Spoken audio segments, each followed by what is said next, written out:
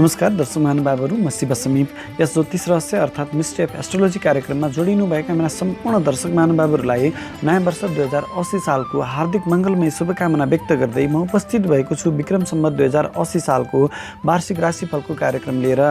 त्योभन्दा अगाडि यदि हजुरहरूले मेरो यस च्यानललाई सब्सक्राइब गर्नुभएको छैन भने कृपया सब्सक्राइब गरिदिनु होला। साथै सँगै रहेको त्यो घन्टीको चिन्हमा क्लिक गरी अल लेखेको विकल्प पनि छनौट गरिदिनु होला। अनि कार्यक्रमका लागि केही सल्लाह र सुझावहरू छन् भने कमेन्ट बक्समा लेख्न पनि नबिर्सिनु होला।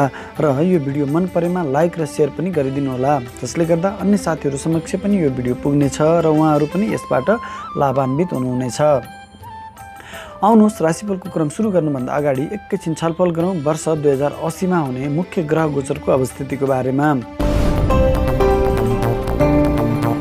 वर्षको प्रारम्भ हुनेछ सूर्य ग्रहको मेष राशि उपरको भ्रमणबाट। मेष राशिमा नै बुध र राहु ग्रह पनि रहनेछन्। वृष राशिमा स्वगृही शुक्र ग्रह रहनेछन्। मिथुन राशिमा मङ्गल ग्रह रहनेछन्। तुला राशिमा केतु ग्रह रहनेछन्। मकर राशिमा चन्द्रमा रहनेछन् भने कुम्भ राशिमा शनि रहनेछन्। वर्षको प्रारम्भमा यो ग्रह गोचर रहे तापनि बृहस्पति ग्रहले वैशाख 6 गते आफ्नो घर मीन राशिको भ्रमण पुरा गरी आफ्नै अतिमित्र मङ्गल ग्रहको घर मेष राशिमा भ्रमण गर्नेछन्। त्यसै गरी असोज 30 गते राहु मीन राशिमा र केतु कन्या राशिमा भ्रमण गर्नेछन्। यही ग्रह स्थितिको आधारमा समग्र विश्व र सबै 12 राशिको लागि यो वर्ष कस्तो प्रभाव रहनेछ भनी लेखाजोखा गरी राशिफल तयार पारेको छु। यो राशिफल तपाईँको जन्मराशि अथवा चन्द्र राशिमा आधारित छ। यदि तपाईँलाई जन्मराशि थाहा छैन भने आफ्नो प्रचलित नाम राशि अनुसार पनि यो राशिफल हेरी लाभ लिन सक्नुहुनेछ। दर्शक महानुभावहरू, आउनुहोस् यही ग्रह स्थितिको आधारमा समग्रमा यो वर्ष 2080 कस्तो रहनेछ पहिला त्यसको बारेमा विश्लेषण गरौँ। अनि त्यसपछि हामी राशि अनुसार प्रत्येक राशिलाई कस्तो प्रभाव रहन्छ त्यसको बारेमा छलफल गर्नेछौँ। वर्षको प्रारम्भमा सूर्य ग्रह र राहु ग्रहको ग्रहण दोष रहनेछ। सूर्य ग्रह सरकारसँग सम्बन्धित ग्रह भएको, राजनीतिक व्यक्तित्वसँग सम्बन्धित ग्रह भएको र राहुसँगको ग्रहण दोषमा रहँदा राजनीतिक व्यक्तिहरूलाई चाहिँ अलिकति अप्ठ्यारो परिस्थिति आउन सक्ने, राजनीतिक परेशानी हुन सक्ने सम्भावनालाई चाहिँ यसले वृद्धि गर्दछ, अपमानित गराउनेछ। राजनीतिक व्यक्तित्वहरूको इज्जतमान प्रतिष्ठामा यसले हानि गर्दछ। तसर्थ जो राजनीतिक नेतृत्वमा रहनुभएका छ त्यस्ता व्यक्तिहरूलाई चाहिँ यसले अवश्य पनि अपमानित गराउँछ, बन्धनमा पार्न सक्ने सम्भावना पनि रहेको छ। तसर्थ वर्ष 2080 को प्रारम्भमा यो ग्रहण दोषको प्रभावले उच्च राजनीतिक नेतृत्वमा रहने व्यक्तिहरूलाई चाहिँ जेल नेलको सम्भावना पनि रहनेछ। किनभने शनि ग्रहको पनि दृष्टि सूर्य ग्रहलाई रहनेछ। सूर्य र राहुको ग्रहण दोष र शनि ग्रहको दृष्टि रहेको हुनाले यो वर्षमा राजनीतिक नेतृत्वहरूलाई चाहिँ अत्यन्तै पीडादायक समय रहनेछ। उच्च राजनीतिक नेतृत्वमा रहने व्यक्तिहरू चाहे जोसुकै हुन सक्छन्, त्यस्ता व्यक्तिहरूलाई चाहिँ अपमानित हुनुपर्ने, मुद्दा मामला झैझमालाको अवस्था सिर्जना हुन सक्ने सम्भावना त यो ग्रह स्थितिले स्पष्ट रूपमा देखाएको छ। हाम्रा नेताहरूलाई पनि त्यस्तो सम्भावना नहोला भन्न सकिँदैन। त्यसै गरी राहु र बुधको ग्रहण दोष पनि वर्षको प्रारम्भमा नै रहेको छ। यो वर्षको प्रारम्भमा रहेको राहु र बुधको ग्रहण, यो जडत्व दोषले चाहिँ बुध ग्रह बुद्धिको कारक ग्रह, अब बुद्धिको कारक ग्रह राहु जस्तो फटाहा ग्रहसँग जडत्व दोषमा रहेको हुनाले बुद्धिलाई चाहिँ गलत तरिकाबाट प्रयोग गर्ने, जो बौद्धिक क्षेत्रमा रहनुभएको छ, बौद्धिक व्यक्तिहरू, पत्रकार महोदयहरू, अब न्यायालयमा जसले बौद्धिकताको खेती गर्ने व्यक्तिहरू हुनुहुन्छ, तपाईँहरूले पनि अलिकति बौद्धिकतालाई चाहिँ गलत तरिकाबाट प्रयोग गर्ने सम्भावना स्पष्ट रूपमा देखिएको छ। यो जडत्व दोषलाई पनि शनि ग्रहको दृष्टि अवश्य पनि छ। अब यस्तो अवस्थामा पनि यी बौद्धिक भनिएका व्यक्तिहरूबाट पनि गलत निर्णयहरू हुन सक्दछन्। उनीहरूको बौद्धिकतालाई चाहिँ गलत कामको लागि प्रयोग हुन सक्ने सम्भावना अवश्य पनि देखिएको छ। र तिनीहरूले पनि यदि बौद्धिकतालाई चाहिँ गलत तरिकाबाट प्रयोग गरे भने अवश्य पनि यो शनि ग्रह न्यायाधीश ग्रह हो, यिनीहरूको यो शनि ग्रहको प्रभावमा यिनीहरू अवश्य पनि आउनेछन्। र यसले पनि जो व्यक्तिले गलत तरिकाबाट काम गर्छन् त्यस्ता व्यक्तिहरूलाई चाहिँ अब यो जेल नेलको सम्भावना त यो दोषले पनि लिएर आएकै छ। त्यसै गरी बृहस्पति ग्रह 6 गते पछाडि राशि परिवर्तन गरी मेष राशिमा नै गोचर गर्दैछ। यो बेलामा पनि बृहस्पति पनि राहुसँगको ग्रहण दोषमा रहन्छ र शनि ग्रहको दृष्टिमै पर्छ। अब बृहस्पति विवेकको ग्रह हो। अब विवेक प्रयोग गर्ने पर्ने ठाउँमा अब 6 गतेसम्म त ठिकै छ। वर्षको प्रारम्भमा बृहस्पति एकदमै बलवान छन्।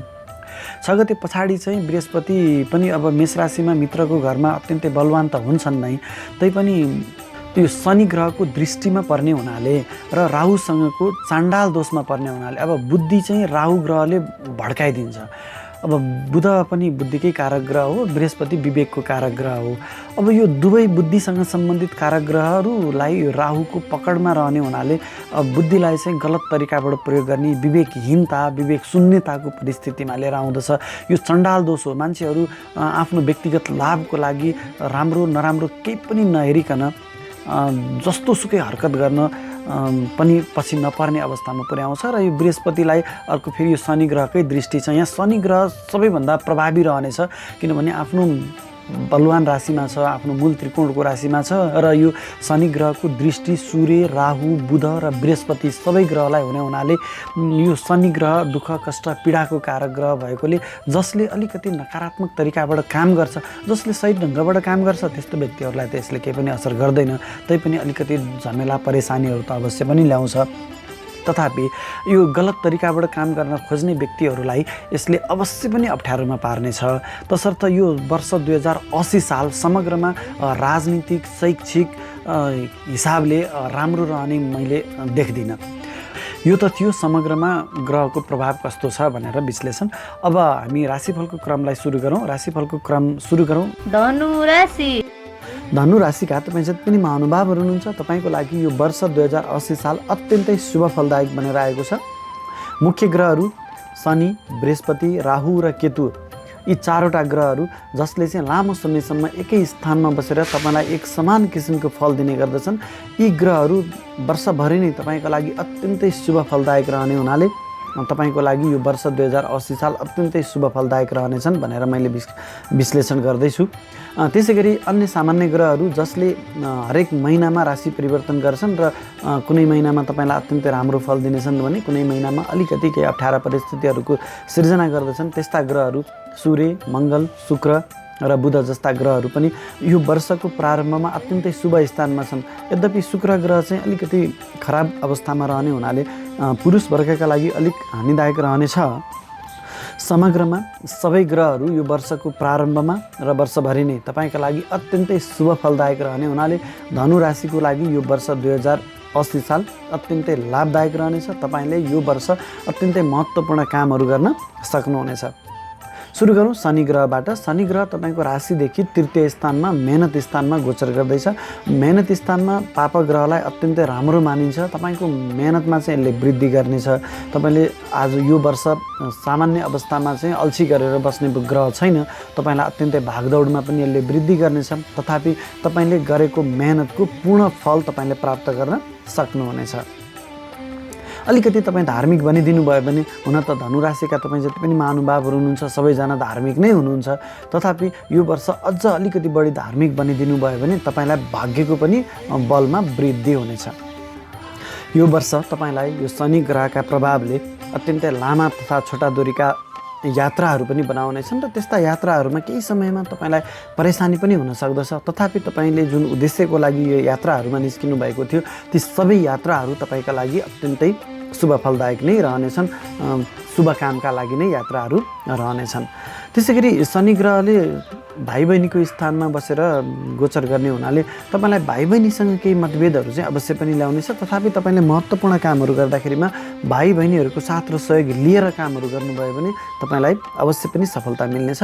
सन्तान प्राप्तिको खोजीमा रहनुभएका व्यक्तिहरूलाई यो वर्ष अलिकति केही ढिला गराउन सक्दछ। शनि ग्रहले एब्जर्भ नहुने सम्भावना रहन्छ, अथवा एब्जर्भ भइहाल्यो, बच्चा बसिहाल्यो भने पनि त्यो बच्चा खेर जाने सम्भावना पनि रहने हुनाले तपाईँले यो पाटोमा चाहिँ अलिकति सतर्क भएर अगाडि बढ्नुपर्नेछ। त्यसै गरी शनि ग्रहको दृष्टि तपाईँको राशिदेखि 12औं स्थानमा, हानिको स्थानमा, खर्च स्थानमा रहने हुनाले अलिकति तपाईँलाई खर्चिलो पनि बनाउन सक्दछ। किनभने शनि ग्रह अब स्वभावैले दुःख दिने ग्रह हो, पाप ग्रह हो, नकारात्मक काममा खर्च हुन सक्ने सम्भावना पनि रहनेछ। तथापि तपाईँ विदेश जानको लागि प्रयास गर्दै हुनुहुन्थ्यो, विदेशमा नै हुनुहुन्थ्यो भने तपाईँको लागि यो वर्ष 2080 यो शनि ग्रहको कारणले अत्यन्तै शुभ फल दिनेछ।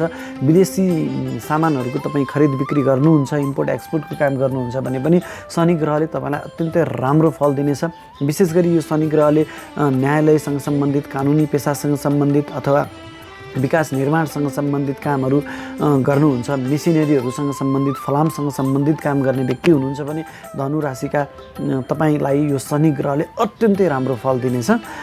त्यसै गरी बृहस्पति ग्रहको गोचर यो वर्षको प्रारम्भमा तपाईँको राशिदेखि सुख स्थानमा रहनेछ 6 गतेसम्म र सुख स्थानबाट 6 गते पछाडि नै तुरुन्तै यो 5-6 दिनमा नै राशि परिवर्तन गरी तपाईँको राशिदेखि ज्ञान स्थानमा, पञ्चम स्थानमा, सन्तान स्थानमा गोचर गर्ने हुनाले यो बृहस्पति ग्रह तपाईँको लागि अत्यन्तै प्रभावी रहनेछ। तपाईँको राशिको मालिक पनि बृहस्पति ग्रह हो र यो पञ्चम स्थानमा, ज्ञान स्थानमा गोचर गर्दैछ, जहाँ सूर्य ग्रह र बुध ग्रह पनि रहनेछन्। अब सूर्य, बुध र बृहस्पति ग्रहको संयोग अत्यन्तै राम्रो हुने थियो, तर त्यहाँनिर वर्षको प्रारम्भमा नै राहु ग्रह पनि सँगै रहेको हुनाले यो राहुले अलिकति केही नकारात्मकतातिर ल्याउन खोज्नेछ। तथापि बृहस्पति ग्रह अत्यन्तै बलवान भएर मित्रगिरी भएको हुनाले यो राहुको नकारात्मक प्रभावलाई चाहिँ बृहस्पतिले एकदम न्युट्रलाइज गर्न सक्ने क्षमता, न्यूनीकरण गर्न सक्ने क्षमता रहने हुनाले तपाईँको लागि अत्यन्तै राम्रो रहनेछ। तपाईँको बौद्धिकतामा वृद्धि गर्नेछ। अत्यन्तै महत्त्वपूर्ण कामहरू तपाईँले आफ्नो बौद्धिकता प्रयोग गरेर गर्न सक्नुहुनेछ। तपाईँको ज्ञानको चौतर्फी प्रशंसा हुनेछ। समाजले तपाईँको ज्ञानको खोजी गर्नेछ। विद्यार्थी वर्गका लागि तपाईँलाई शैक्षिक सफलताहरू प्राप्त हुनेछ। उच्च शिक्षाको योजनामा हुनुहुन्छ भने तपाईँलाई उच्च शिक्षाको डिग्री प्राप्त हुने सम्भावना पनि रहनेछ।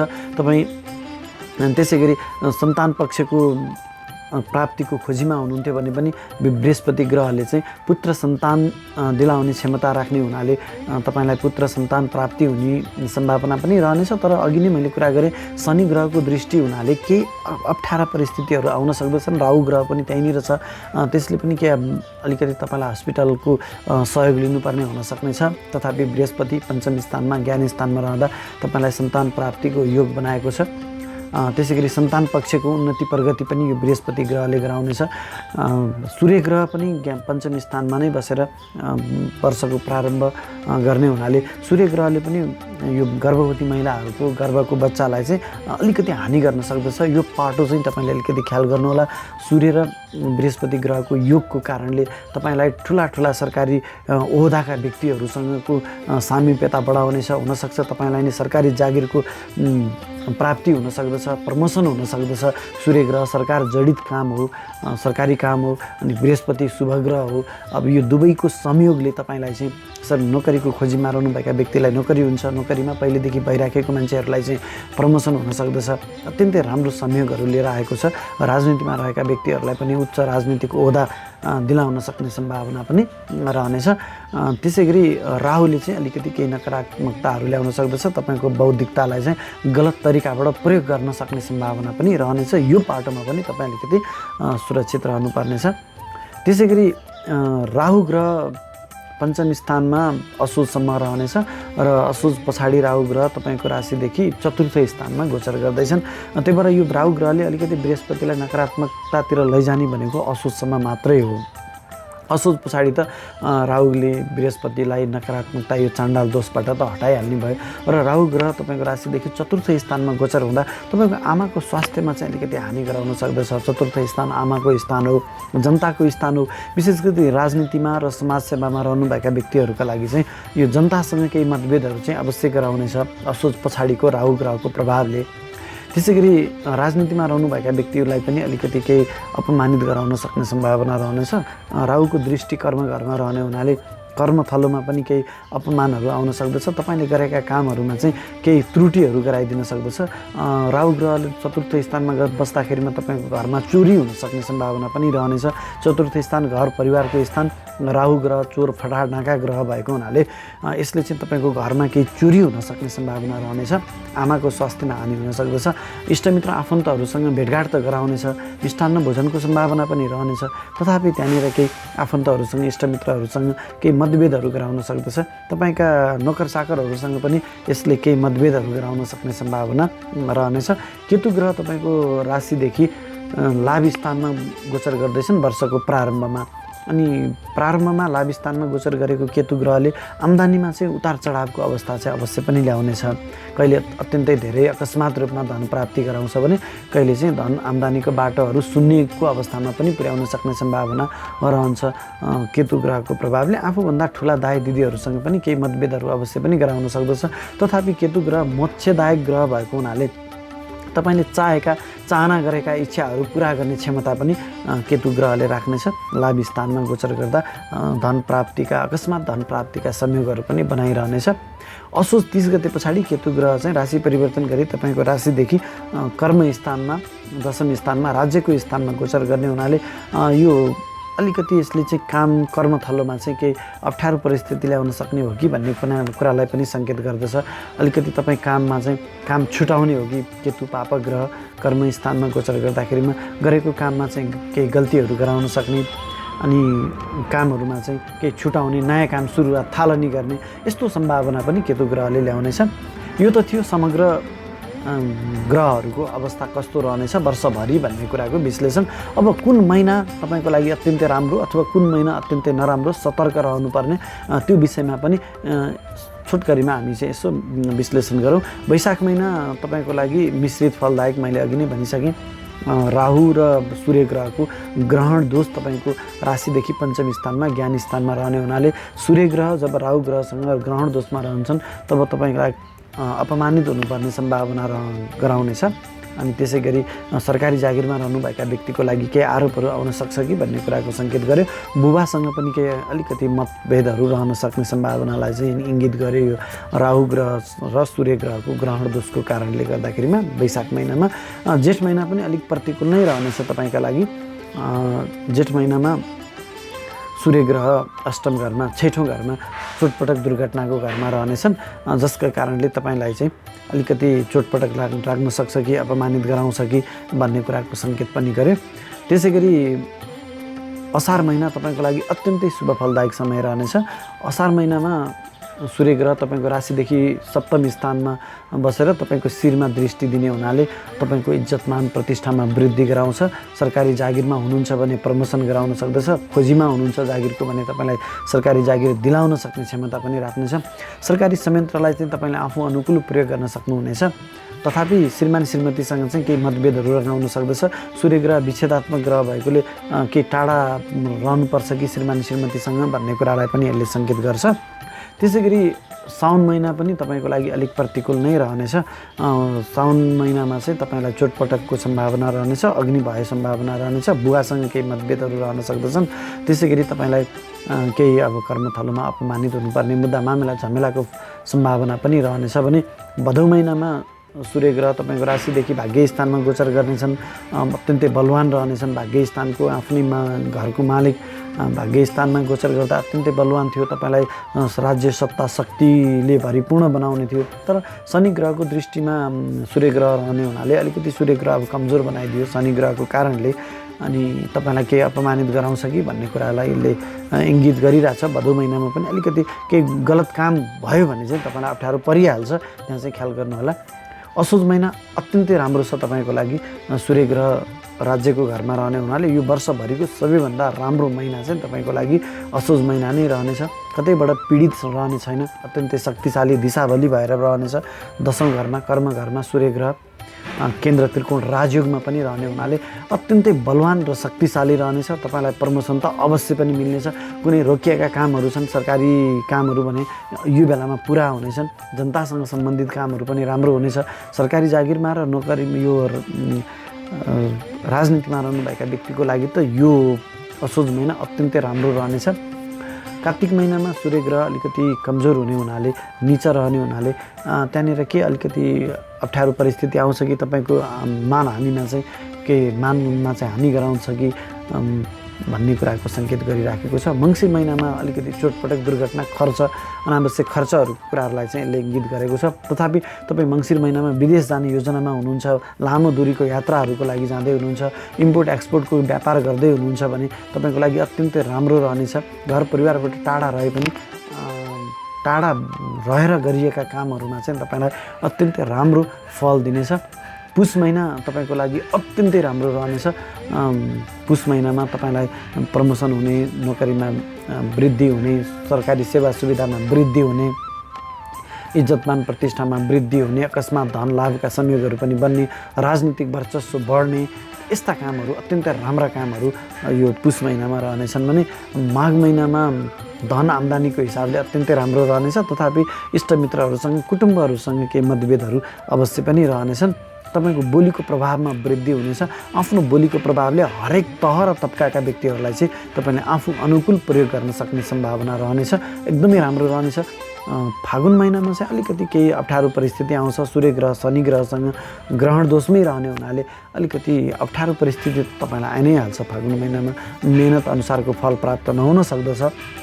मेहनत भागदौड अलिकति बढाउँछ, मानसिक तनाव यसले अलिकति ल्याउने नै भइहाल्यो। चैत महिना अत्यन्तै राम्रो रहनेछ। तथापि चैत महिनामा पनि राहु ग्रह र बृहस्पति ग्रहको त्यो ग्रहण दोषको कारणले केही अप्ठ्यारो परिस्थिति आए पनि समग्रमा चैत महिना पनि अत्यन्तै राम्रो छ। जग्गा जमिनहरू खरिद गर्न सक्नुहुनेछ, सवारी साधनहरू खरिद गर्न सक्ने सम्भावना रहनेछ। आमाको स्वास्थ्यमा पनि चाहिँ अलिकति केही प्रतिकूलता आउन सक्ने सम्भावना रहनेछ। यो थियो समग्र मीन राशिका धनु राशिका महानुभावहरूको लागि विश्लेषण। भिडियो कस्तो लाग्यो, केही सुझावहरू भएदेखि कमेन्ट बक्समा लेख्नुहोला। सब्सक्राइब गर्नुभएको छैन भने कृपया सब्सक्राइब गरेर हामीलाई हौसला प्रदान गरिदिनुहोला। हस्त धन्यवाद।